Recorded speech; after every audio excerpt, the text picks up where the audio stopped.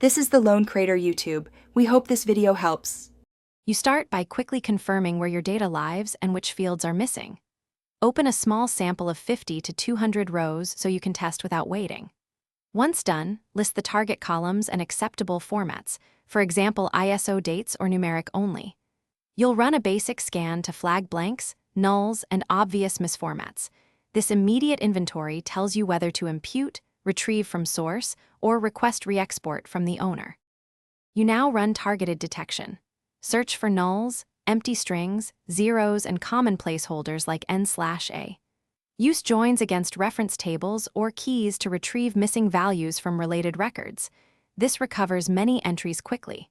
Once you identify repeatable patterns, apply simple rules, forward fill time series, use last known good value, or apply a sensible default. Make sure to log each rule and the fraction of rows affected so you can review the changes later and avoid accidental overwrites.